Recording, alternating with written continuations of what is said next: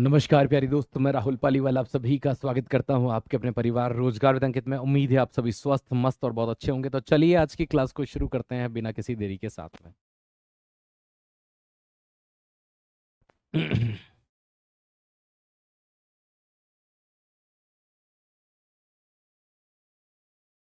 चलिए, जैसा कि आप जानते हैं, है ना, टॉपिक का नाम भले बदल गया हो लेकिन अभी कुछ पार्ट आपका कल का बाकी है। Chemical in daily life.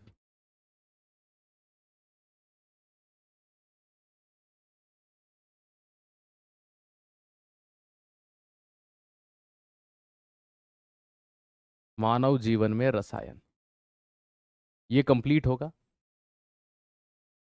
फिर उसके बाद में फ्यूल एंड गैसेस लॉ।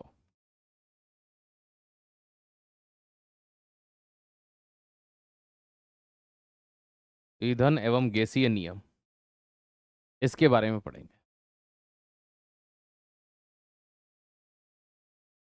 तो पढ़ते पढ़ते हम लोग आ चुके थे कहाँ पर? तो प्यारे दोस्त, हम पढ़ रहे थे बहुलक के बारे में। ठीक है, भूल तो नहीं गए? ठीक है कि सर बहुलक याद है? ठीक है। तो सबके कमेंट आ चुके हैं, है ना। प्रत्युत्तर लास्ट के 5 मिनट में दे दिए जाएंगे। ठीक है, 5 मिनट में रिवीजन करवा दे। ठीक है, फिर प्रत्युत्तर टेलीग्राम ग्रुप में दे दिए जाएंगे। बात करते हैं मानव जीवन में रसायन में। हम जो पढ़ रहे थे उसमें हम दो चीजें पढ़ चुके थे भैया। एक पढ़ चुके थे हम लोग नायलॉन के बारे में। अच्छा, हम आपसे एक प्रश्न पूछते हैं यहां पर। ठीक है,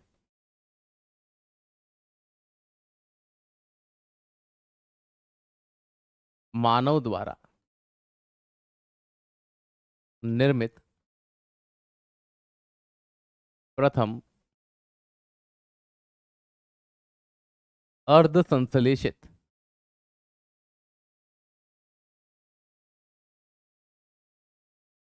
रेशा है। First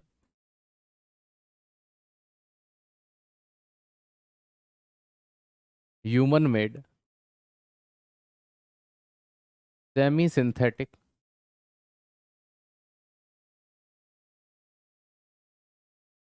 fibre.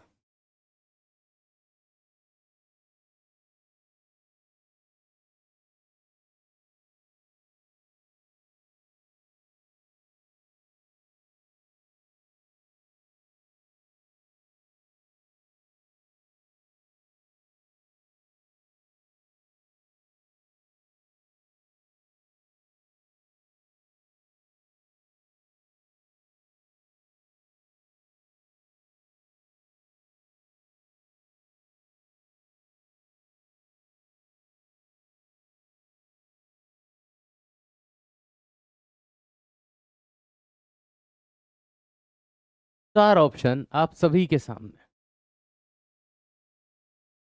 First human made semi synthetic fibre. बहुत बढ़िया। सही जवाब है रेयन। क्योंकि रेयन जो है वो सेमी सिंथेटिक इसलिए होता है क्योंकि सेल्यूलोज में परिवर्तन करके बनाया जाता है। और नायलॉन जो है ये फर्स्ट सिंथेटिक फाइबर, प्रथम कृत्रिम संश्लेषित रेशा है। 1935 में वीएच केराथर्स के द्वारा इसको बनाया गया था नायलॉन को। ठीक है, और अमाइड ग्रुप का ये क्या होता है? पॉलीमर होता है। चलिए पॉलिएस्टर की बात करते हैं। यकीन मानिए दोस्त, है ना, एक चिकनी टी शर्ट होती है स्पोर्ट्स वाली, है ना, जिसका कलर नहीं उड़ता, फटती नहीं है, पॉलिएस्टर के कपड़े की होती है ना। शॉर्ट फॉर्म में हम जिसे पीईटी कहते हैं, है ना, इसका पूरा नाम पॉली इथाइलिन टेरेफ्थलेट होता है। तो ये पॉली इथाइलिन टेरेफ्थलेट क्या होता है? यहां देखो, इस तरह के लोअर पहने होंगे आपने, ये है ना, इस तरह का एक चिकना लोअर आता है, फटता नहीं है साहब। कसम से एक बात कहूंगा कि इन कपड़ों ने ना कई लोगों को, भाई स्पोर्ट्स खेलना, नहीं तो कॉटन का होता है, जरा सा गिट्टी लगी फट गया। कॉटन में ये दिक्कत होती है, ये कपड़ा फटता नहीं है ना, इसीलिए पैराशूट है ना इंग्लैंड में डेवलप किया गया था इसको पहली बार। और ये भी एक सिंथेटिक फाइबर है ना, प्राकृतिक लेना देना कुछ नहीं है, केमिकली होता है। इसीलिए आपने ये देखा होगा है ना, पीईटी, पॉली इथाइलिन टेरेफ्थलेट, इसके कंबल बहुत फेमस है, कंबल भी आते हैं इसके, ठीक है, पॉलिएस्टर के कंबल आते हैं। इनके कंबलों को या इनके कपड़ों को स्पोर्ट्स के लिहाज से पहना जाए तो ठीक है, लेकिन रेशेदार कभी भी इसके कंबलों का यूज नहीं करना चाहिए। कि सर क्यों नहीं करना चाहिए? ये जो पीईटी है ना, पॉली इथाइलिन टेरेफ्थलेट, ये छोटे छोटे बारीक इतने महीन पार्टिकल्स होते हैं जिनको मिला करके पॉलिएस्टर बनाया जाता है। अब जब रेशेदार कंबल होती है ना, जो कंबल आपने देखी होगी, तो होती है सबके यहाँ होती है, तो फिर आप उस कंबल के अंदर एक और या तो नॉर्मली कोई चादर वगैरह लेकर के ओढ़ के सोइए, क्योंकि ऐसी स्थिति में क्या होता है, उसके पार्टिकल आपके नाक के थ्रू आपके फेफड़ों के अंदर जाते हैं, है ना, शरीर में प्रवेश करते हैं। तो ये जो पॉलीइथाइलिन टेरेफ्थलेट है, अगर हमारे शरीर में इसकी मात्रा बढ़ती है तो ये कैंसर जनरेट कर सकता है। क्या बात कर रहे हो सर? हाँ बिल्कुल। इसीलिए हमारे बड़े बुजुर्ग पुराने समय में आपने देखा होगा, कॉटन की है ना जो कंबलें होती थी, है ना, जो कॉटन की रजाइयां होती थी, उनका यूज करते थे कपास की, है ना, उनको जाकर के भरवाते थे, हैवी होती थी, है ना, और लेकिन उसके ऊपर एक कवर और चढ़ाते थे, सारी चीजें। आज हम ये सोचते हैं तो हमको ऐसा लगता है कि यार वो अनपढ़ होकर भी कितने ज्ञानी थे, ठीक है, वो अनपढ़ होकर भी कितने ज्ञानी थे, मतलब कि उनको ये पता था, देखो कपास की रुई भी अगर जाएगी तो वो कर सकती है भैया हमारे शरीर में किसी प्रकार से हमें परेशान कर सकती है, लेकिन कैंसर तो नहीं करेगी वो। लेकिन सोचने वाली बात है ना, एक सोचने वाली बात है ना, कि यहां पर उन लोगों ने उसके ऊपर एक भाई एक कपड़ा चढ़ाया, उसके ऊपर एक कपड़ा और चढ़ाया, ये घरों वाले सोचने के बाद यार इतना लॉजिक कहां से? सर वो बचाते थे उससे, क्या लिटरली वो उस गादी को बचाना चाहते थे या अपने आप को बचाना चाहते थे? चलो अपने आप को बचाते बचाते गादी को बचाना शुरू कर दिया, क्या ऐसा कुछ किया? हो सकता है ये भी रहा हो, ठीक है। तो ये एक संश्लेषित रेशा है, आप जितना बच सकते हैं इससे बचने की कोशिश किया करिएगा। अगर आपके घर में यही है कि सर हमारे पास तो यही है, तो अंदर एक कॉटन की चद्दर ले लिया करें, ताकि आप इससे कम से कम, इसके दुष्परिणाम एक दो दिन में थोड़ी पता चलते हैं। आप एक छोटा बच्चा अगर आपका हो और उस बच्चे को बचपन से ही इस पीईटी से बनी हुई कंबल या रजाई दे दीजिए कि भैया तू यही ओढ़, जैसे जैसे वो बड़ा होता जाएगा, लगातार वो कितने सालों से उसके संपर्क में है उस पीईटी के, कि सर पैदा हुआ था तब से लेकर के वो बड़ा हो रहा है तब तक 20 22 25 साल, हो सकता है 25 30 साल के बाद में उसमें कुछ बॉडी में ऐसे बदलाव देखने को मिले, क्योंकि इसकी मात्रा धीरे धीरे उसके शरीर में बढ़ती गई हो। चलिए, इसे इंग्लैंड में विकसित किया गया था, पहला से है ना, याद रखिएगा ये क्या था, है ना, पहला सिंथेटिक फाइबर भी माना जाता है ना, हालांकि पहला तो नायलॉन था। कपड़े बनाने में, पैराशूट के कपड़े में, देखो मैं आपको एक एग्जांपल दे देता हूं, मेरे पास एक जैकेट रखी हुई है, अभी यहीं टंग रही होगी, ठीक है, आपने इस टाइप से जैकेट्स देखी होंगी बहुत सारी, ठीक है ना, इनको ये इस टाइप से देखी होगी आपने, ठीक है, ये मैं खुद बाइक के लिए रखता हूं। अब इस पे एक वर्ड लिखा होता है विंटर शील्ड, क्या लिखा होता है? शील्ड। अब एक्चुअल में ये कोई शील्ड नहीं है, विंटर को ये कभी भी रोकता नेचुरल तौर पर नहीं है, प्राकृतिक तौर पर नहीं रोकता, है ना, इनको विंटर शील्ड नाम दे दिया जाता है। हाँ, माना कि इनमें ठंड नहीं लगती है, बाइक वगैरह के लिए अच्छे मानते हैं, ठीक है, लेकिन फिर भी इन कपड़ों के अंदर, कपड़ा बनाने में यूज कर लिया, पैराशूट से इनकी जैकेट भी बना दी। पता है ये क्या करती है? ये कोई ठंड रोकने के लिए नहीं बनी है, ये मेनली क्या करती है, बाहर की जो एयर होती है उसको अंदर नहीं जाने देती, और अंदर की एयर को बाहर नहीं जाने देती, जिसके कारण एयर का सर्कुलेशन नहीं हो पाता, अंदर की एयर अंदर रह जाती है, और बॉडी की जो गर्मी होती है वो बाहर नहीं निकल पाती, जिसके कारण से जो आवरण है इसके चारों ओर वो गर्म रहता। हमको लगता है बहुत गर्म होती है, नहीं भैया, ठीक है, ये चीज ध्यान रखना। नौकायान की पाल बनाने में इसका यूज किया जाता है, पैराशूट बनाने में, पैराशूट समझो ना, वो कूद जाते हैं भैया, वो कपड़ा चिकना वाला, वो यही होता है पैराशूट की जैकेट ही तो बोलते हैं इनको, है ना, विंटर शील्ड बोलते हैं। आवाज में प्रॉब्लम है, आवाज में क्या प्रॉब्लम आ रही है भाई? सबको सही आ रही है, अभी तक 2 घंटे पहले क्लास ले चुका हूँ। इनको ही आते ही आवाज में दिक्कत हुई? आवाज को दिक्कत सिर्फ आपके कनपुरिया में हड़ताल है का? है, आते ही सिर्फ आपको ही दिक्कत हुई, पूरी क्लास में और किसी को ना हुई? 2 घंटे इसके पहले जस्ट मैंने क्लास एंड करके उनकी शुरू करी, उसमें भी ना हुई किसी को?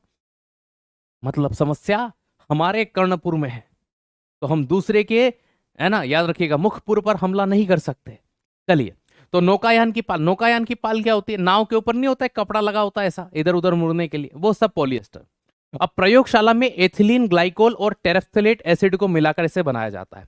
कि सर यहां से प्रश्न क्या आएगा? यहां से सीधा प्रश्न आएगा, पॉलीएस्टर किसका बहुलक होता है या किससे इसको बनाया जाता है? तो या तो आपके आंसर में ये होगा, है ना, टेरेफ्थलीन, याद रखना एथिलीन ग्लाइकोल और टेरेफ्थेलिक एसिड को मिलाकर बनाते हैं। ये ऑप्शन में नहीं होगा, तो मैंने पहले ही पीईटी पढ़ाया, ये ऑप्शन में होगा। ये नहीं पूछते बीच वाला, ये तो हमको एक्सप्लेन करना पड़ता है कि ऐसा भी होता है, ऐसा भी होता है, ठीक है। कार्बन फाइबर, भैया यकीन मानो कि आपने जियो फाइबर का नाम सुना होगा। है सर, सुना तो है जियो फाइबर, बस जियो इतने पतले तंतु होते हैं ना, इतने पतले तंतु होते हैं, है ना, हाँ उसकी सोच से भी छोटे, ठीक है, उतने छोटे उतने पतले तंतु होते हैं। तो भाई साहब ये कार्बन परमाणु की लंबी श्रृंखला होती है। अंतरिक्ष यान में खेल सामग्री बनाने में इस तरह का एक काला सा शीट बनता है, और जो फाइबर होते हैं कार्बन फाइबर, उनमें उन पतले रेशों का उपयोग किया जाता है, और ऑप्टिक मतलब प्रकाश के माध्यम से वहां पर क्या किया जाता है, डेटा को ट्रांसफर किया जाता है। तो कार्बन फाइबर किसका? कार्बन परमाणु की एक लंबी श्रृंखला होती है। यहां पर ज्यादा से ज्यादा प्रश्न बस ये आता है, खेल सामग्रियों के निर्माण के लिए किस प्रकार के फाइबर का यूज करते हैं, खासकर फुटबॉल वगैरह के लिए कार्बन फाइबर का, ठीक है। सर आवाज आ रहा है, बिल्कुल सही है। नहीं भैया, हमारा यहाँ दिख जाता है, कमरे में यहाँ दिख जाता है सामने ही, है ना, एक बड़ा सा टीवी लगा हुआ है। उस टीवी में इधर आधे में तुम्हारे कमेंट चल रहे होते हैं, और आधे में जो लाइव चल रही होती है उसमें साउंड जा रहा है कि नहीं जा रहा है, स्ट्रीम हो रहा है कि नहीं हो रहा है, हम दिख रहे हैं कि नहीं दिख रहे हैं, ये दिखता है, ठीक है। चलिए आइए, अब आते हैं रबर, ठीक है। तुम किसी वैज्ञानिक से कम हो का?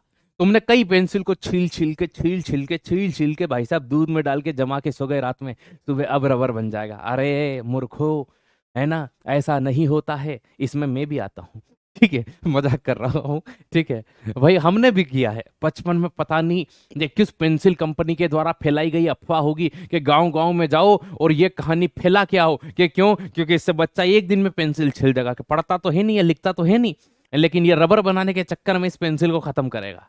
तो कई ने दूध बर्बाद किए, कई ने पेंसिल बर्बाद की, लेकिन दोस्त यकीन मानिए ऐसे रबर नहीं बनता है। रबर जो होता है ये एक प्राकृतिक बहुलक होता है।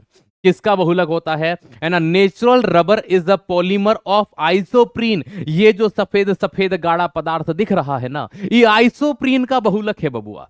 किसका है? आइसोप्रीन। सर आइसोप्रीन का होता है, केमिकल होता है, 2 मिथाइल 1,3 ब्यूटाडाइन से मिलकर के जो बनता है वो आइसोप्रीन कहलाता है। हम हिंदी में यहां लिख देते हैं कि भैया रबर जो है वो किसका बहुलक है? रबर आइसोप्रीन का बहुलक है। अब देखो, इस रबर का सीधा उपयोग नहीं कर सकते ब्राजीलिया हेविलियंसिस। ब्राजीलिया हेविलियंसिस नामक जो प्लांट होते हैं ब्राजील में पाए जाते हैं रबर के पौधे, उन पर ऐसे चीरे लगा लगा करके रबर को प्राप्त करते हैं बेटा, ठीक है। तो प्यारे दोस्त, इस तरह से यहां पर, है ना, है ना, हमने भी किया है भाई, ठीक है। वो कहते हैं ना, सास भी कभी बहू थी, है ना, ज्ञान आने में थोड़ी सी देरी हो जाती है, हमने भी कर रखा, हमने भी पेंसिलें छीलकर दूध में डाल, अब क्या ही कर सकते हैं उसको। हमने भी वो जो रिमोट वाली कार आती है उसकी मोटर से भाई पंखे चला रखे हैं, है ना, ये चीजें बना रखी है, देखो हमने ये बना दिया, साइंटिस्ट हर कोई बना है। तो ये एक पड़ाव है जो हर कोई पार करके आता ही है, ठीक है। तो भैया रबर एक प्राकृतिक बहुलक है। रबर का एक गुण होता है कि उसकी प्रत्यास्था उच्च होती है, वो अगर खींचा जाए तो उस अवस्था में वापस लौट आता है। अब बात यहां पर की जाए तो रबर जो होता है ना, इस रबर को रबर का टायर बनाने के लिए, इस रबर को रबर के लायक बनाने के लिए, एक आपने एक कंपनी का नाम सुना होगा, गुड ईयर कंपनी, है ना, गुड ईयर। एक साइंटिस्ट हुए थे जॉन गुडईयर। कौन हुए थे? John Goodyear. उस आदमी ने वल्केनाइजेशन, जिसे हिंदी में वल्नीकरण कहते हैं, इस प्रक्रिया के बारे में बताया। और उस बंदे के नाम पर एक टायर कंपनी शुरू करता है उनका परिवार, लेकिन वो कंपनी डूब जाती है। फिर उस कंपनी को कोई और खरीदता है और जॉन गुडईयर के नाम पर उसको वर्ल्ड में फेमस करवाता है। मतलब ओरिजिनल जिसकी कंपनी थी वो भाई साहब रह गए धरे के धरे, है ना। ये ऐसा कई कंपनियों के साथ हुआ है ना। तो वल्नीकरण में क्या किया जाता है?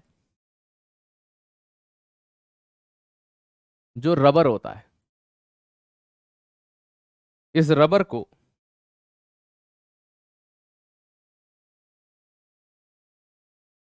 कठोर अर्थात हार्ड बनाते हैं।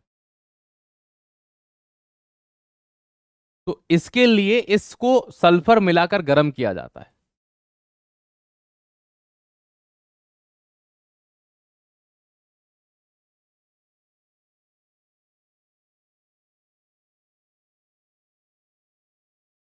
तो वल्नीकरण की प्रोसेस के लिए रबर में क्या मिलाया जाता है? सल्फर मिलाते हैं। सल्फर मिलाने से क्या होता है? रबर हार्ड हो जाता है, कठोर हो जाता है। एक प्रश्न एग्जामिनर ने यह पूछ लिया था कि अगर रबर को, तो व्हाइट कलर का लेटेक्स होता है काला, या ब्लैक करना हो, 150 डिग्री सेंटीग्रेड तक गर्म करना पड़ता है इसको सल्फर मिला के।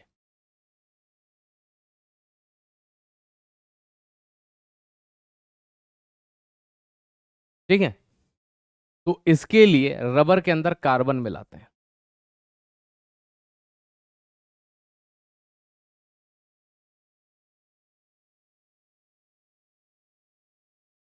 ठीक है, इस कारण से। हाँ, सल्फुर भी कह सकते हैं। एक बच्चा कह रहा है SALFUR गलत है। नहीं भाई, है ना, एक्चुअल में जो प्राचीन वर्ड है वो सल्फुर है ना। आप अगर वर्तमान में जो लिख रहे हैं वो सल्फर है, लेकिन एक्चुअल में इसे लिखते हैं सल्फुर। तो सल्फुर के नाम से ये सही है ना। अगर आप ये कह रहे हैं कि सर नहीं ये गलत है, तो आप वो वाले वर्ड के ऊपर जा रहे होंगे, है ना, SULPHURE। ठीक है, सल्फर, है ना। तो भाई दोनों लिख लीजिए, कोई दिक्कत नहीं है मुझे। आप ये लिखना चाहे तो ये भी लिख सकते हैं, है ना। लेकिन अगर आप सल्फर का ओरिजिनल नाम पढ़ेंगे तो ये कहाँ से जनरेट हुआ है? सल्फुर से जनरेट हुआ है। कहाँ से जनरेट हुआ है? सल्फुर से जनरेट हुआ है ना। I know it's very well. ठीक है, हाँ, है ना, आप ये भी लिख सकते हैं। हाँ, कोई दिक्कत नहीं है, मुझे कोई दिक्कत नहीं है, दोनों में से जो, बस लिखो, बस पढ़ो। ठीक है, कोई दिक्कत नहीं है मुझे, है ना। ये लिख लो, ये लिखना हो तो कोई दिक्कत नहीं है। ये आपका ऑथेंटिक इसका मतलब है, और वो सल्फुर से आया है। कहाँ से आया? सल्फुर, है ना। चलो, हाँ, है ना। अब वर्तमान में जो परिचय है वो सल्फर है, लेकिन ये उत्पन्न जिस वर्ड से हुआ वो सल्फुर है। ठीक है, वही लिख लो यार, तुम कंफ्यूज हो जाओगे नहीं तो और। ठीक है, जो ओरिजिनल है वही लिख लो, अभी वर्तमान वाला ही। अरे तुझे क्या हो गया? सल्फर ही लिख लो आप तो। ठीक है, इसका हिंदी नाम भी लिख लो यार। सल्फर तो इंग्लिश नाम है, हिंदी का नाम है इसका गंधक। ठीक है, नहीं तो फिर बोलोगे सर ये क्या है, गंधक क्या है। ठीक, तो वल्नीकरण की प्रोसेस में रबर को हार्ड बनाने के लिए रबर के अंदर सल्फर मिलाकर के 140 से 150 डिग्री सेंटीग्रेड तक उसे गर्म किया जाता है ना। तो सल्फर को सल्फुर या गंधक कहा जाता है। तो इस सल्फर के मिलाने के बाद रबर का नेचर जो होता है, प्रकृति हार्ड हो जाती है, और ये उपयोग में आया जाता है, जैसे कि टायर बनते हैं, कई चीजें। और रबर को काला करने के लिए, उसमें ब्लैक करने के लिए क्या मिलाया जाता है? तो उसके लिए उसके अंदर कार्बन मिलाया जाता है। अब देखो यहां पर एक वर्ड आया कांच, है ना। यहां से ज्यादा दो चीजें पूछ सकते हैं। एक पायरेक्स ग्लास पूछते हैं, और एक वो पूछते हैं आपके भैया कहाँ गया वो, है ना, सन ग्लासेस, क्रोक्स ग्लास। ये दो चीजें। देखो क्या होता है, कई प्रकार के कांच होते हैं, कई प्रकार के कांच प्रयोग में लाए भी जाते हैं। आपने देखा होगा प्रयोगशाला के अंदर टेस्ट ट्यूब होती है, बीकर होते हैं, ये अलग होते हैं। घर के अंदर पानी पीने के, चाय पीने के ग्लास अलग होते हैं। कि हाँ सर, बात तो सही है, कांच की बोतलें अलग होती हैं, है ना। चश्मे लगाते हैं वो कांच अलग। तो ये कांच सर एक ही है क्या? नहीं, इनमें कुछ अंतर पाया जाता है। जैसे कि कैमरे, दूरबीन, लेंस और विद्युत बल्ब, है ना, वो आते थे ना जिसके अंदर पीली कलर की रोशनी होती थी। ये सब बनते हैं फ्लिंट ग्लास के। किसके बनते हैं? फ्लिंट ग्लास, है ना। फिर आता है पायरेक्स ग्लास। प्रयोगशाला के जितने भी उपकरण होते हैं, है ना, लैब इक्विपमेंट जितने भी होते हैं, वो सारे काई के बनाए जाते हैं पायरेक्स ग्लास के। जैसे टेस्ट ट्यूब वगैरह हो गया। सोडा ग्लास, सोडे की जो बोतल हो गई, वो आ जाता है। ट्यूबलाइट इसमें आ जाती है। दैनिक प्रयोग के बर्तन जैसे घरों में जो यूज होते हैं वो इसमें आ जाते हैं। बाउल आ जाते हैं, है ना, मग वगैरह आ जाते हैं। क्रुक्स, सन ग्लासेस जितने भी होते हैं, धूप के चश्मे अलग होते हैं बेटा, है ना, याद रखिएगा, चश्मा लगाओ ना सर। ये इस टाइप के आते हैं ना। ठीक है, वो, ठीक है। तो ये सन ग्लासेस, ये क्रुक्स ग्लास के बने होते हैं। ऑप्टिकल, ऑप्टिकल का मतलब ही होता है देखना, सूक्ष्मदर्शी में, चश्मे के अंदर, ठीक है, प्रिज्म के अंदर, है ना, माइक्रोस्कोप के अंदर जितने भी ग्लासेस हैं, आजकल एक लेंस बनाने के लिए देखो, आपने ऊपर भी देखा होगा कि इनसे भी लेंस बन रहा था, किससे? फ्लिंट ग्लास से। और लेंस बनाने के लिए आजकल अच्छी क्वालिटी के लेंस बनाने के लिए क्राउन ग्लास का यूज कर रहे हैं। लेकिन एग्जाम में ये पायरेक्स ग्लास और क्रुक्स ग्लास थोड़े से ज्यादा पूछते हैं, इनको थोड़ा याद रखिएगा, है ना? सीधा सा नाम है, इनमें समझने लायक कुछ भी नहीं है। हिंदी में बेटा यही होगा, क्राउन ग्लास। ठीक है। मैं वही सोच रहा था कि आज किसी को एकदम भेरूजी क्यों नहीं उठे कि हिंदी में क्या होगा। ठीक है। रोज उठते हैं, है ना भाई साहब? मैं मुझे हजम नहीं होती है क्लास के कैसे खत्म हो गई है। ठीक है, किसी ने बोला क्यों नहीं कि हिंदी में। ठीक है, ये रहा क्राउन ग्लास लेंस। अब देखो यहां पर फ्लिंट ग्लास, पायरेक्स ग्लास, ऐसे ही लिखना पड़ेगा, AFLINT, है ना? फ्लिंट, ऐसे ऐसे ही लिखना पड़ेगा, कोई दूसरा नाम नहीं है।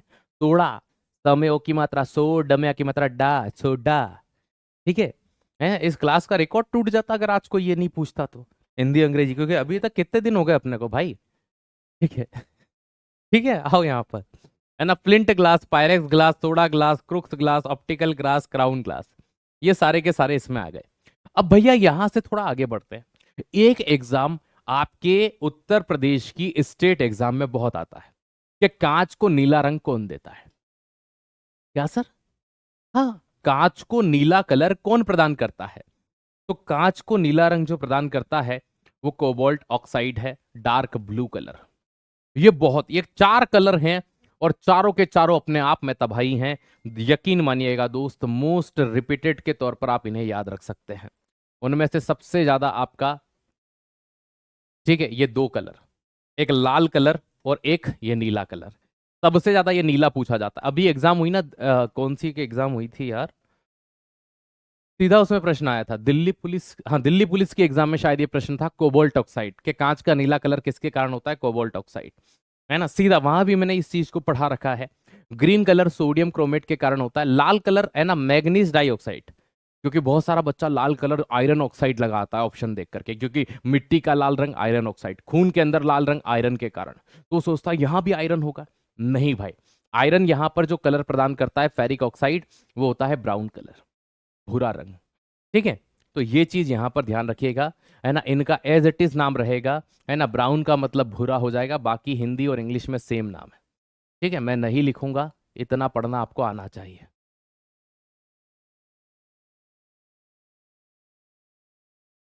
चलिए, अब कांच में या ग्लास में एक प्रोसेस होती है।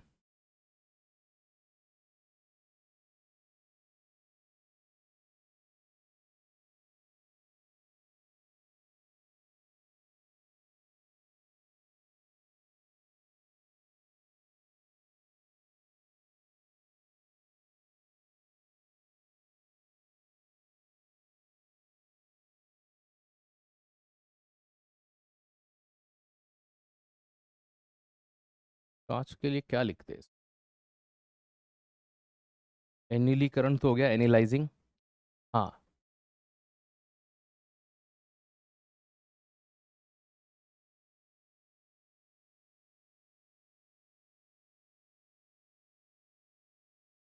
कांच जो होता है इसके निर्माण के लिए, इस ग्लास के फॉर्मेशन के लिए एक प्रोसेस अपनाई जाती है जिसे एनिलीकरण कहा जाता है।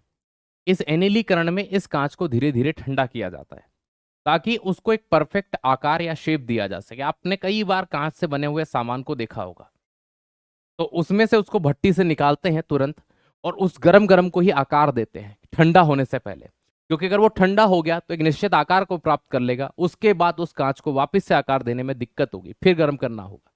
तो इसीलिए इसे धीरे धीरे ठंडा करते हैं और आकार देते हैं। इस प्रोसेस को एनिलीकरण कहा जाता है। इसी घटना के कारण इसे सुपर कोल्ड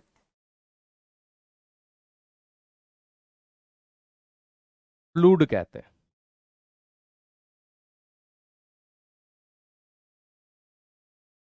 अतिशीतित द्रव कहा जाता है। तो किसे अतिशीतित द्रव कहते हैं? तो इसी कांच को अतिशीतित द्रव कहा जाता है। अब जो कांच का फॉर्मेशन होता है, निर्माण होता है, तो कांच के निर्माण के लिए सबसे प्रमुख चीज क्या होती है? तो कांच के निर्माण के लिए सबसे मेन चीज होती है सिलिका।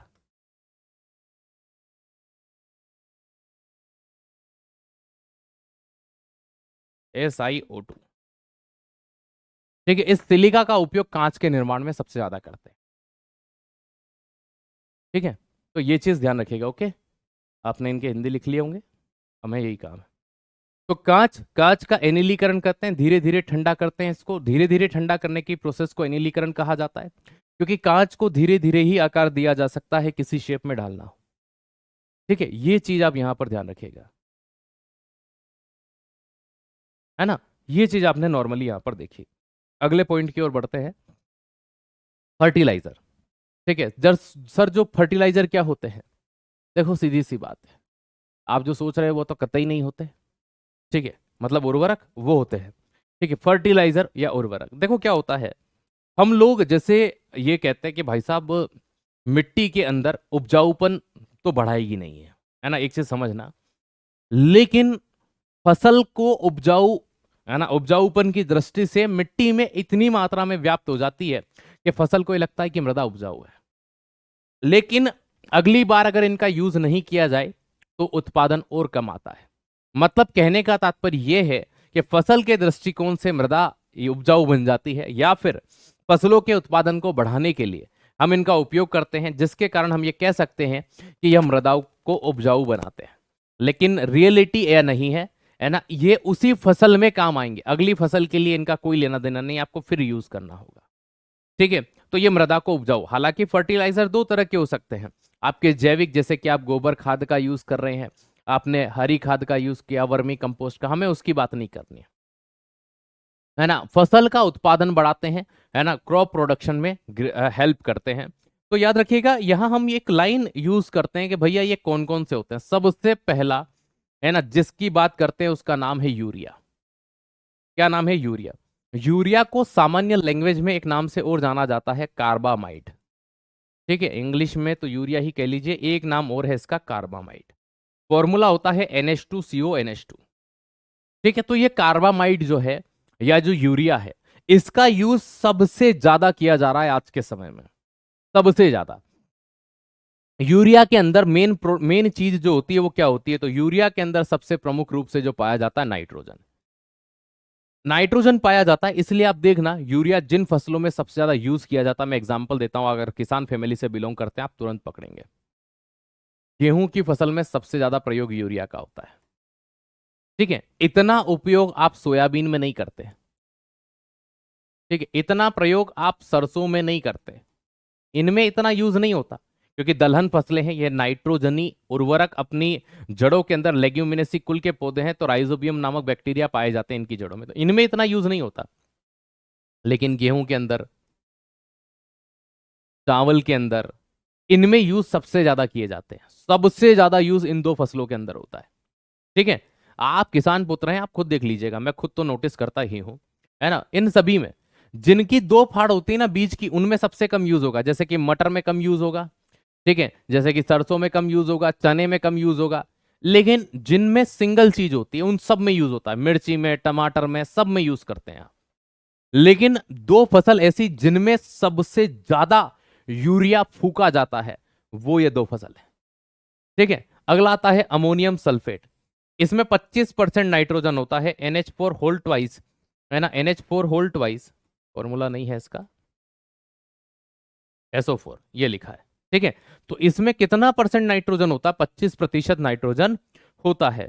ठीक है, 25% नाइट्रो, ये यहां लिखा है फॉर्मूला। ठीक है, NH4 होल ट्वाइस SO4, तो ये अमोनियम सल्फेट होता है, ये अमोनिया सल्फेट होता है। ठीक, फिर आगे आते हैं थोड़ा सा, सुपर फॉस्फेट। भाई साहब, राख की तरह दिखता है ये, किसकी तरह? राख की तरह। और यकीन मानिए हमारे इधर इसको एक विशेष नाम दिया जाता है, राखोड़िया खाद बोलते हैं इसको। क्या कहते हैं? राखोड़िया। गेहूं की फसल के पहले हमारे यहाँ खेतों में भयंकर उड़ाते हैं इसको, क्योंकि इसमें फास्फोरस होता है, और फास्फोरस क्या करता है, भूमि के अंदर जो फंगस वंगस होती है ना, वो जो जड़ों को खराब करने का काम करती है, उसकी तो भाई साहब ये इस कदर तहस नहस करके उसकी, है ना, जिंदगी आराम करता है कि जो जड़ें होती हैं वो अच्छे से फैल पाती हैं, विकास कर पाती हैं, और उसकी पत्तियों में अच्छी रंगत आती है उस फसल की। तो 15 से 20% तक फास्फोरस होता है ना, P2O5 इसका फॉर्मूला होता है। ठीक है, पोटेशियम की बात करते हैं, पोटेशियम क्लोराइड है ना, इनमें परसेंटेज नहीं है, बहुत सूक्ष्म मात्रा में होता है। Potassium sulphate K2SO4। कैल्शियम से रिलेटेड कैल्शियम साइनाइड हो जाएगा भैया, इसे नाइट्रोलियम, ये प्रश्न पूछा गया है कि किसे नाइट्रोलियम के नाम से जाना जाता है, तो याद रखना है ना, कैल्शियम साइनाइड, इसे नाइट्रोलियम भी कहते हैं। तो नाइट्रोलियम के नाम से किस फर्टिलाइजर का यूज करते हैं, तो कैल्शियम साइनाइड, ये पूछा गया प्रश्न है। एक यूरिया वाला, ये दो ही सबसे ज्यादा पूछे जाते हैं, अदरवाइज मैंने कोई नहीं देखे। ठीक है, सुपर बोलते हैं हमारे इधर, हाँ हमारे यहाँ देसी लैंग्वेज में राखोड़िया खाद बोलते हैं। राख की तरह दिखता है ना, इसलिए राखोड़िया बोलते हैं, है ना। कभी उसको देखना फॉस्फेट को, ऐसा लगता है राख है वो, है ना। और उसको अगर किसी दिन उड़ा के आओ ना, तो ऐसा लगता है भाई साहब कि महादेव के भक्त आ रहे हैं, है ना। अगर बिना नहाए अगर खेत से आ जाओ ना, तो गांव वाले देखेंगे महाकाल के भक्त, बस 2 रुद्राक्ष की मालाएं चाहिए होती हैं। क्यों सर? क्योंकि वो जैसे ही उड़ता है राख की तरह होता है, वो राख हमारे ऊपर आती है वापिस से, और आती है तो शाम तक ऐसा हो जाते हैं भाई, अगर दिन भर खाद उड़ाओ तो ऐसा लगता है कि भूत। डीएपी अलग होता है, डीएपी के अंदर 2-3 चीजें होती हैं, 12-32-16 होता है, एनपीके का मिश्रण होता है। चलिए ठीक है, हाँ यहाँ लिख देता हूं मैं, एनपीके, है ना। एनपीके की चीज आपने देखी होगी, एक एनपीके खाद आता है, एक बच्चा कह रहा है डीएपी, एनपीके, ये 3 खाद का मिश्रण है। एन का मतलब नाइट्रोजन, पी का मतलब फास्फोरस, और के का मतलब पोटेशियम, एनपीके। एनपीके जो सबसे ज्यादा प्रचलित है, इसका एक रेशो आता है जो होता है 12-32-16। मैं एक चीज यहां पर बताना चाहूंगा, है ना, 12-32-16 अलग अलग क्षेत्रों में अलग अलग प्रकार की मिट्टी पाई जाती है, और उन मिट्टी का नेचर अलग होता है, और उन क्षेत्रों में अलग अलग प्रकार की फसलें पाई जाती हैं। इसलिए सरकार के द्वारा उन राज्यों के अंदर अलग अलग प्रकार का एनपीके का रेशो चलता है। हो सकता है आपके यहाँ 19-19-19 चलता हो, है ना, हो सकता है आपके यहाँ किसी और प्रकार का रेशो चलता हो, लेकिन इसका सबसे ज्यादा चलने वाला जो रेशो है वो 12-32-16 है। हमारे इलाके में 12-32-16 चलता है। आपके इलाके में एनपीके का क्या रेशो चलता है, कमेंट सेक्शन में बताइए। साइनाइड पॉइजन होता है बिल्कुल, है ना, ये कैल्शियम साइनाइड है, वो प्योर साइनाइड। एक 12-18-0 बता रहे हैं, बिल्कुल सही बात है, हो सकता है ना। और कौन सा रेशियो चलता है बताइए किसान पुत्र, हम आपसे कुछ पूछना चाहते हैं। ठीक है, क्या आप हमें इसका प्रति उत्तर देंगे? सेम है सर, हमारे यहाँ 12-32-16, अच्छी बात है। 12-18-0 मिले हैं, इसके अलावा कोई अन्य रेशियो होता है क्या, कोई अन्य अनुपात होता है क्या? 12-32-16, 12-32-16, 12-32-16 होता है सर। सेम है सर, 1-2-3 लगाऊंगा इधर से, 20-20-13 होता है सर। ठीक है, 20-20-0, 12-32-16, चलो।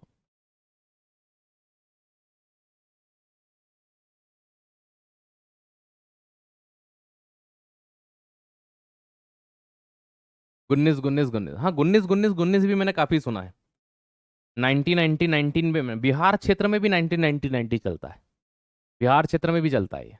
12-32-16 तो यूपी के उन क्षेत्रों में भी चलता है जो एमपी से टच है। 16-16 मैंने क्या कहा कि आपके क्षेत्रों में इसका अनुपात अलग हो सकता है, घबराइएगा मत। ठीक है, लेकिन एनपीके में एन का मतलब, पी का मतलब, के का मतलब पूछ लेते हैं कभी कभी। चलिए अब आते हैं प्लास्टिक के ऊपर। है सर प्लास्टिक का होता है, देखो प्लास्टिक का ऐसा माना जाता है कि सबसे पहले आविष्कार जो है वो क्रिश्चियन सोनबेन ने किया। किसने किया? देखो एक क्रिश्चियन बेन थी हमारी, ठीक है, बड़ी अच्छी थी, ऐसे याद रखना, एक क्रिश्चियन बेन थी हमारी। ठीक है, एक क्रिश्चियन कौन थी, एक बेन थी हमारी, एक क्रिश्चियन बेन थी। एक क्रिश्चियन कौन थी हमारी, बेन थी।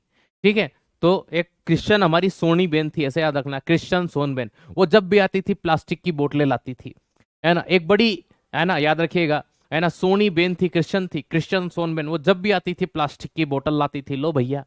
ठीक है, 1846 में पहली बार इन्होंने प्लास्टिक की बोतल, ये हालांकि मेल थे ना, याद रखिएगा, है ना। प्लास्टिक एक ग्रीक शब्द है जिसका मतलब होता है ढालना। कैसा मतलब?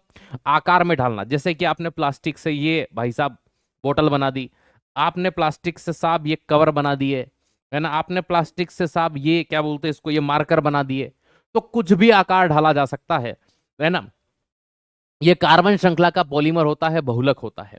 जीवाश्म ईंधन या पेट्रोकेमिकल, एक्चुअल में क्या होता है, मैंने आपको एक चीज समझाई थी, पेट्रोलियम से कुछ केमिकल निकलते हैं, और उन केमिकल से हम क्या बनाते हैं, प्लास्टिक बनाते हैं। तो पेट्रोलियम से प्राप्त कुछ रसायन होते हैं, उन रसायनों का उपयोग करके हम क्या बनाते हैं, प्लास्टिक बनाते हैं। मुझे पता नहीं, कोई बात नहीं, जीवन में बहुत सी चीजें हमें नहीं पता होती है। ठीक है, अभी मैं कल एक कंट्री के बारे में पढ़ रहा था, और मुझे उस कंट्री के बारे में पढ़कर हैरानी हुई। आर्टिकल पढ़ रहा था मैंने उस कंट्री के बारे में जब पढ़ा तो मैंने एक मतलब मैं आश्चर्यचकित हो गया कि वास्तविकता में ऐसा हो सकता है। ठीक है, एक ऐसी कंट्री जहां पर, ठीक है, ड्रग कार्टल का इतना आतंक हो चुका था कि सत्ता में कौन आएगा, सत्ता से बाहर कौन जाएगा, उसका कंट्रोल। एक ऐसी कंट्री जहां पर सरकार से ज्यादा पैसा उन ड्रग माफियाओं के पास है। सरकार कहती है हमारा इतना बजट, इतना तो उनके घर से निकल जाता है। पूरे वर्ल्ड में जिनका कब्जा रहा, तो कभी कभी उन चीजों को पढ़कर सोचने पर आता है कि क्या हमने ऐसे बीज बो दिए, क्या हमने ऐसे बीज बो दिए, आज वही बीज हमारे लिए, क्या हमने ऐसे बीज बो दिए आज वही बीज हमारे लिए, ठीक है, जहर हो गए। तो भाई साहब, कुछ बीज आपने ही तो बोए होंगे। सरकार अगर शुरू में उन्हें शूट एंड साइड कर देती, तभी मरवा देती, तो आज इतना बड़ा होता क्या। खुद की मिलिट्री लिए घूम रहे हैं, ये चीजें हो रही हैं, तो ये सोचने वाली बात होती है कि कहीं से तो पनपा होगा। जैसे आपके दोस्त, किसी भी नकारात्मक चीज की शुरुआत खुद नहीं की जाती, ये चीज यकीन मानिएगा। आपके दोस्त कहते हैं कि ले यार भाई, है ना, पी ले, थोड़ी सी पी ले, है ना। एक बच्चे ने कहा कि सर दोस्त परेशान करते हैं कि थोड़ी सी शराब, ये पी ले पी ले पी ले, है ना। तो सर क्या किया जाए, मैं तू भी इधर से गटर की गिलास का पानी लेके जाना कि भाई तू भी पी ले यार एक बार, ठीक है, मान जा यार मेरी बात, कि कहाँ का, ये यही गटर का पानी है, अगर वो ये गटर का पानी पी ले तो तू वो गटर का पानी पी लेना, क्योंकि दोस्ती में तो सब जायज है ना। वही कहने का तात्पर्य ये है कि कहीं तो संभलना होगा, है ना, फिर नहीं तो अति हो जाएगी, उसके बाद क्या करोगे। चलिए, तो प्लास्टिक एक ग्रीक शब्द है ना, कार्बन श्रृंखला का बहुलक है। आज तक मानव इतिहास की वो खोज जिसने मानव को उस कदर उस लहजे पर पहुंचा दिया, और वो कहते हैं ना कि हमने चढ़ाया अर्श पर तो फर्श पे भी गिरा देंगे। इतनी गंदगी फैली है आज इससे कि नदियां, नाले, जमीन, सागर, महासागर, कुछ नहीं बचा इससे। यहां तक कि जब जलता है तो इतनी भयंकर बदबू आती है कि एयर पोल्यूशन तक कर देती है। अब इंसान देखो, सीधी सी बात, आप प्लास्टिक को दोष नहीं दोगे, प्लास्टिक का यूज करने वाले इंसान को दोष दीजिए। यहां देखिए, ठीक है, थर्मोप्लास्टिक और थर्मोसेटिंग दो तरह के प्लास्टिक होते हैं। यकीन मानिए दोस्त, बड़े बच्चे कंफ्यूज होते हैं इन दोनों टर्म के अंदर कि कहां क्या होगा, क्या चीज होगी। तो प्यारे दोस्त, एक होता है थर्मोप्लास्टिक, एक होता है थर्मोसेटिंग। दो तरह के प्लास्टिक होते हैं। देखो दोस्त, मैं एक बेस्ट तरीका बताता हूं जो मैं हर क्लास में बता देता हूं। अगर एक आता है ना कबाड़ी वाला, अटाले वाला, भंगार वाला, अटाला लिया भंगार लिया ऐसे चिल्लाता है, आप उसको प्लास्टिक की चार वस्तुएं जाकर के देते हैं, है ना। जैसे मान लीजिए मैं उस कबाड़ी वाले को कहता हूं कि भैया एक काम करिए, तुम ये वाली वस्तु भी ले लीजिए और ये वाली वस्तु भी ले लीजिए। कबाड़ी वाला कहता है भैया हम आपसे ई तो ले लेंगे लेकिन ई नहीं लेंगे। मैं कहा ये क्यों नहीं लोगे, ये तो और अच्छा दिख रहा है, कि भैया ये नहीं लेंगे, ठीक है, कि आगे बिकता नहीं है। मैं तू पागल बना रहा है, क्यों नहीं लेगा, इससे मेरे पास 15 किलो रखे हुए हैं। भैया 15 क्या 1500 किलो हो तो भी नहीं लेंगे, क्योंकि बिकता नहीं है, रिसाइकल नहीं होता है। क्योंकि अटाले वाला अपने घर ले जाकर के सुंदर चीजें थोड़ी बनाएगा, ये रिसाइकल होता ही नहीं है। ये ऐसा प्लास्टिक है जिसकी सेटिंग एक बार कर दी जाए तो दोबारा सेट नहीं होता, मतलब रिसाइकल नहीं होता। तो थर्मोसेटिंग प्लास्टिक वे प्लास्टिक होते हैं जिन्हें एक बार आकार दे दिया जाए तो दोबारा आकार नहीं दे सकते। तो आप कैसे याद रखोगे, सेटिंग एक बार होती है, ठीक है, सेटिंग कितनी बार होगी, एक बार। एक बार सेट कर दिया, एक बार आकार दे दिया तो दूसरी बार सेट नहीं कर सकते, दोस्त याद रखिएगा। तो सेटिंग कितनी बार होती है, एक बार।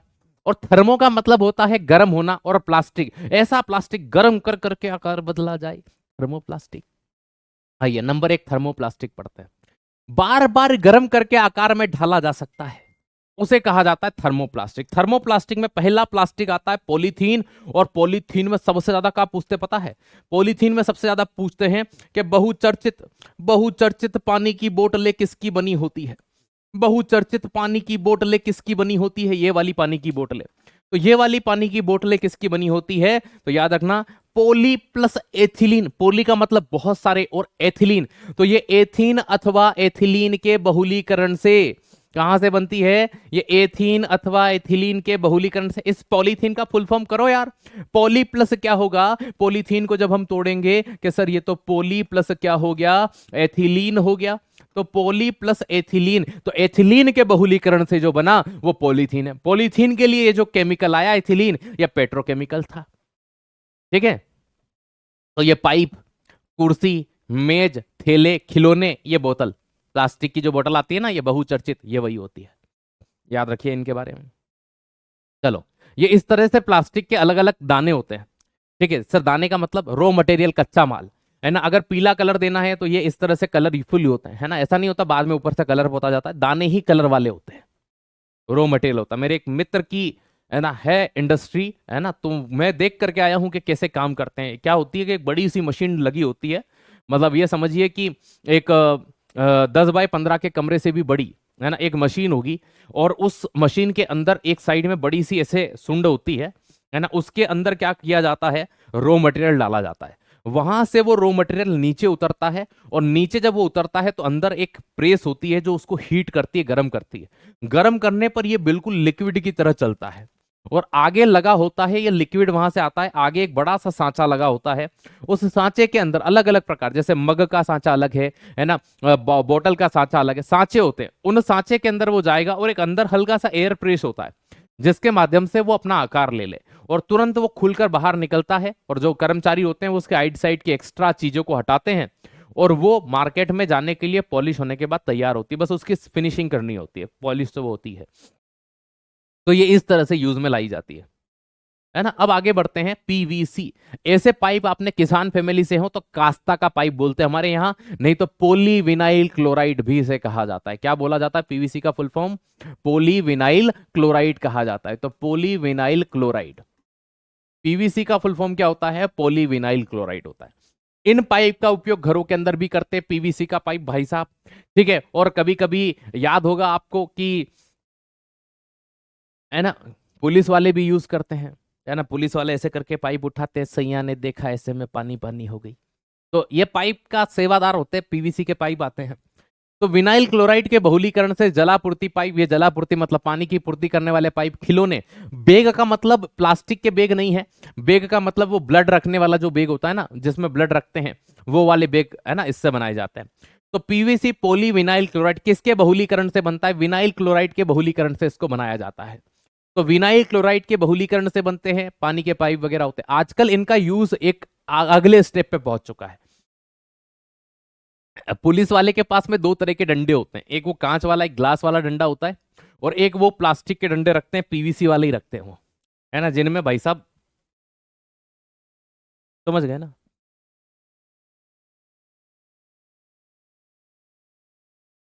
आइएगा। हाँ, यहां पर मैं आपसे ये कह रहा था, आजकल एक शीट चल गई है, पीवीसी शीट बोलते हैं जिसको। ठीक है, मकानों पर आजकल लोग पीओपी नहीं करते plaster of Paris, PVC sheet लगा देते हैं लंबी लंबी। तो वो शीट जो होती है, इनका यूज कहाँ करते हैं? मकान वगैरह में। अब इसके दो फायदे, एक तो ये पानी में खराब नहीं होती क्योंकि प्लास्टिक है, कलर इजीली उड़ेगा नहीं या लंबे समय तक टिका रहता है, और तीसरी चीज कि भाई साहब थोड़ा सा जो प्लास्टर करवाओगे, पीओपी करवाओगे, कलर करवाओगे, उससे थोड़ा सा पैसा भी बच जाता है, और दिखती भी सुंदर है, तो इसलिए इसका यूज करते हैं। अरे पीवीसी का डंडा नहीं होता, डंडा नहीं होता, पाइप को काट लेते हैं। अरे वो पानी के पाइप नहीं आते हैं सफेद सफेद बड़े बड़े, है ना, जिनको छतों पर पहुंचाते हैं अपन, उनको ही काट के डंडे रख लेते हैं कभी कभी वो, है ना। तो वो पीवीसी के डंडे टाइप में भी यूज कर लेते हैं ना, वो ऑथेंटिक नहीं है। सरकार ने नहीं दिए, सरकार ने या तो लकड़ी की लाठी दी है, या वो गैस वाले डंडे दिए हैं जिनके अंदर गैस फ्लो होती है ना, वो वाले। ठीक है, गैस जैसा दिखता है एक व्हाइट कलर का, वो दो डंडे दे रखे हैं सरकार ने। वही लिया तो तुम लकड़ी वाला यूज करो या ये वाला। ये पीवीसी का यूज इसलिए करते हैं कि भाई साहब कभी लठ चढ़ाने का मौका मिल जाए, लकड़ी वाला टूट जाएगा, फिर भाई साहब मजे ही मजे। सामने वाले ने देखा इनका डंडा टूट गया, फिर वो, इसलिए इन लोगों ने विकल्प ढूंढ लिया कि भाई साहब लाठी चार्ज करना, लाठी की तरह ही है, टूटेगा है नहीं भाई साहब, सामने वाले को तोड़े जाएंगे। हाँ, पीवीसी का आधार कार्ड आता है, ड्राइविंग लाइसेंस आता है, ये सब चीजें आती हैं। एक्रेलाइट, आपने वो एक डायलॉग बड़ा फेमस है कि जिन जो है ना, जिनके घर पत्थर के हो, है ना, जिनके घर कांच के हो, दूसरों के घरों पर पत्थर नहीं फेंका करते पत्थर के घर हो। ठीक है, एक्रेलाइट, एक्रेलाइट जो होता है कांच के स्थान पर प्रयोग किया जाने वाला कॉन्टेक्ट लेंस जो होते हैं उनके स्थान पर। लेकिन आजकल इसका प्रयोग अलग ही हो रहा है। आजकल इससे कांच के समान दिखने वाला प्लास्टिक बना रहे हैं। क्या मतलब सर? मतलब ये कि कुछ लोग अपनी है ना गैलरी के अंदर अब कांच लगाना छोड़ करके इस तरह से इन प्लास्टिक शीट को लगा रहे हैं। मजबूत भी है और कोई पत्थर मार देगा तो टूटेगी भी नहीं, है ना। ट्रांसपेरेंट तो होती है, आर पर प्रकाश इजीली निकल जाएगा। तो इनका उपयोग किया जाता है एक्रेलाइट का। अब आते हैं हम लोग टेफलॉन के ऊपर, है ना। ये टेफालॉन नहीं, टेफलॉन होता है।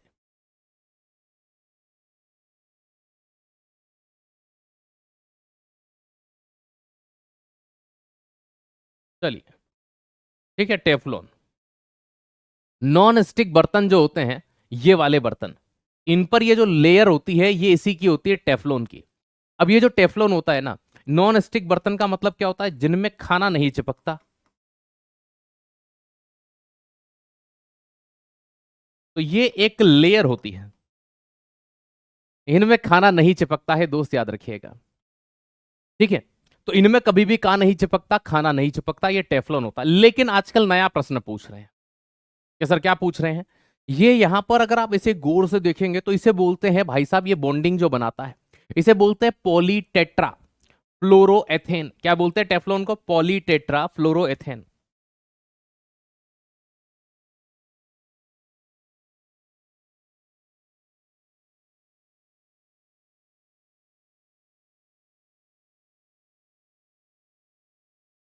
ये टेफ्लॉन जिस केमिकल से बनता है उसी का पूरा नाम है ना। इट्स कार्बन फ्लोरीन पॉलीमर, है ना। या फ्लोराइड का या फ्लोरीन का बहुलक कौन होता है? तो ये चीज ध्यान रखिएगा कि ये फ्लोरीन का एक बहुलक होता है और इसी का यूज किया जाता है टेफ्लॉन बनाने के लिए। इसी का केमिकल नेम होता है पॉलीटेट्राफ्लोरोएथेन। मतलब टेफ्लॉन का एक एग्जाम में पूछा गया, नॉन स्टिक कुकिंग बर्तन पर किसकी लेयर होती है? बच्चा टेफ्लॉन होगा, टेफ्लॉन ऑप्शन में ही नहीं है। लो बाबा जी का ठुल्लू, ठीक है। उन्होंने दे दिया पॉलीटेट्राफ्लोरोएथेन। ऑप्शन में क्या मिल गया? पॉलीटेट्राफ्लोरोएथेन। चीज वही, बात नहीं। चीज वही, बात नहीं, ठीक है। ये चीज आपको ध्यान रखनी है। ये लेयर होती है, इजीली नहीं निकलती है। पॉलीस्टाइरीन, इसको तो मैं यहीं रखता हूं यार दिखाने के लिए, क्योंकि समझाना मुश्किल पड़ता है इसको। ये देखा, ये प्लास्टिक, ठीक है। बस ये वाला जो प्लास्टिक होता है ये यही होता है जो पैकेजिंग में यूज आता है। ये रहा नीचे, ये वाला, है ना। ये थर्मोकोल नहीं है, ये प्लास्टिक है। थर्मोकोल होता तो टूट जाता।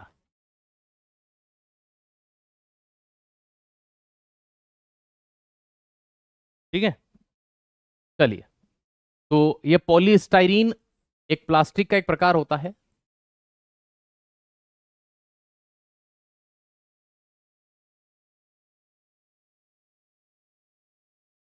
तो पैकिंग मटेरियल बनाने में यूज करते हैं इसका। तो जो पैकेजिंग मटेरियल होता है उसको बनाने के लिए इसका यूज करते हैं पॉलीस्टाइरीन। पूछेंगे तो बस इतना ही पूछेंगे कि बताइए पैकेजिंग मटेरियल जो होते हैं इलेक्ट्रॉनिक आइटम्स वगैरह के लिए जो यूज किए जाते हैं वो किसके बने होते हैं? पॉलीस्टाइरीन के।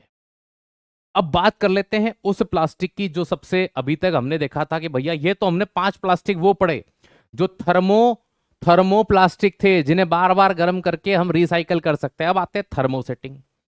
एक बार ढालने पर पुनः आकार में नहीं ढाले जा सकते। Once mould will not be remould. एक बार अगर आकार दे दिया तो दोबारा आकार नहीं दे सकते। पहले प्लास्टिक का नाम बेकेलाइट, नाम तो सुने होंगे आप, ठीक है। बेकेलाइट सबसे ज्यादा, ये जो अभी मैंने आपको एक फोटो दिखाई थी, इमेज दिखाई थी, ये वाली, ये बेकेलाइट होता है। मतलब जितने भी विद्युत उपकरण होते हैं वो बेकेलाइट के बने होते हैं। तो ऊष्मा एवं विद्युत का कुचालक होता है। विद्युत उपकरण में, विद्युत स्विच में, खाना बनाने के बर्तन में, हालांकि खाना बनाने के बर्तन इससे ज्यादा मेलामाइन के बनते हैं, ठीक है। सर्वाधिक खाना बनाने के बर्तन, तो याद रखिएगा खाना बनाने के बर्तन में फर्स्ट नंबर पर जो प्लास्टिक आता है वो मेलामाइन आता है, ठीक है। अगर दोनों एक साथ आ जाएं तो आपको पहले मेलामाइन लगाना, दूसरे नंबर पर बेकेलाइट, ठीक है। तो फर्स्ट नंबर पर मेलामाइन, सेकंड नंबर पर आपका कौन आता है? बेकेलाइट। तो ये चीज ध्यान रखना। लेकिन विद्युत उपकरण के मामले में तो एक तरफा राज है भाई का, है ना। जो स्विच हो गए, है ना, जो होल्डर हो गए, ये इस तरह के बटन आते थे, टुचुक टुचुक टुचुक टुचुक, ठीक है। तो ये वाले बटन है ना भाई, ऐसे ही तो चालू करते हैं टुचुक करके, है ना। ये सारी जो चीजें होती हैं ये बेकेलाइट लियो बैकलैंड ने बनाया था। अब इसी तरह से दूसरा प्लास्टिक होता है आपका मेलामाइन प्लास्टिक। मेलामाइन फायरमैन की वर्दी में भी यूज होता है क्योंकि फायर रिट्रेडेंट होता है, अग्नि प्रतिरोधी होता है। तो अग्नि प्रतिरोधी होने के कारण इसका उपयोग फायरमैन की वर्दी में भी किया जाता है। तो अग्नि प्रतिरोधी प्लास्टिक होता है, सजावटी टाइल्स में, खाना बनाने के बर्तन में, व्हाइट बोर्ड के अंदर इसका यूज किया जाता है। इसके अलावा पेंट इंडस्ट्री में आपने सुना होगा प्लास्टिक पेंट, ये प्लास्टिक पेंट है। ठीक है गुरुजी, 12 ना करके 2 बजे क्लास कर दो। ठीक है, और 2 बजे वालों की कितनी बजे करूं बता दो, और 3 बजे वालों की कितनी बजे करूं। चलो, ये सारे यंत्र, अरे ये एग्जाम्पल के लिए मैंने संभाल कर रखे हुए हैं साइड में।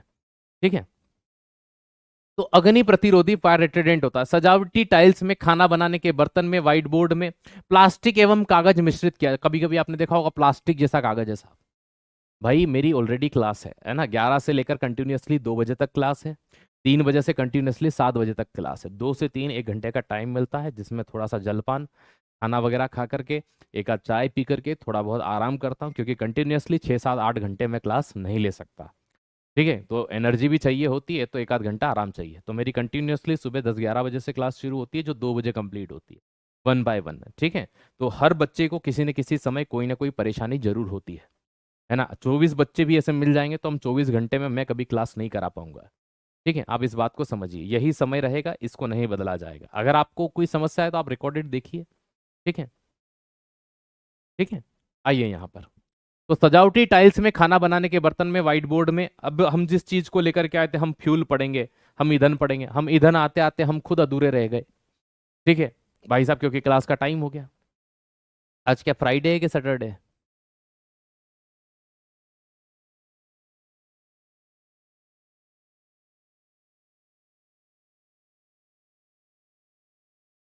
परिभाषा प्लास्टिक की क्या, प्लास्टिक की वही परिभाषा जो हमने पढ़ी, it's polymer of ethene and ethylene,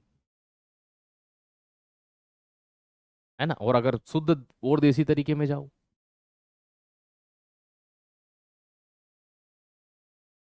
कल फ्राइडे है। हाँ कल फ्राइडे होगा, तो मैं देखो सीधी सी बात, मुझे डेट पता है अच्छे से कि आज 19 तारीख है, कल 20 होगी, लेकिन मैं ये भूल गया हूँ आज गुरुवार है कि मंगलवार है कि बुधवार है कि शुक्रवार है, कल फ्राइडे है। हाँ तो कल अपन इस फ्यूल को एक और पार पढ़ेंगे। चलिए, थैंक यू सो मच, अगर कल फ्राइडे हुआ तो, क्योंकि सैटरडे संडे आपकी क्लास नहीं होती है ना। चलो आज के लिए लूंगा इजाजत, मुझे अगली क्लास शुरू करनी है। थैंक यू सो मच, जय हिंद जय भारत। कुछ पूछना चाहते हैं? बहुत अच्छा पढ़ाते हैं सर जी आप, ठीक है। आज फ्राइडे है तो अब मंडे को क्लास होगी। आज फ्राइडे है तो अब मंडे को मिलेंगे, कल सैटरडे को नहीं मिलेंगे, है ना। चश्मा क्यों नहीं लगाता? अरे भाई पता नहीं, मुझे है ना कंफर्टेबल फील नहीं होता, इसलिए नहीं लगाता। लगा हुआ है, मुझे स्लाइड से दिक्कत है। ठीक है, कल सैटरडे है, अब हम मंडे को क्लास करेंगे इसकी। ठीक है,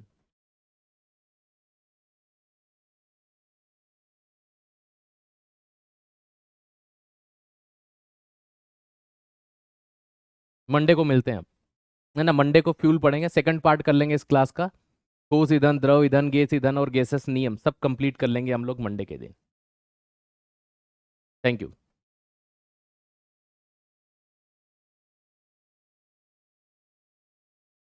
नमस्कार प्यारे दोस्त, मैं राहुल पालीवाल आप सभी का स्वागत करता हूँ आपके अपने परिवार रोजगार with अंकित में। उम्मीद है आप सभी स्वस्थ मस्त और बहुत अच्छे होंगे। तो चलिए आज की क्लास को शुरू करते हैं बिना किसी देरी के साथ में, और आज हम इसको कंप्लीट कर भी लेंगे।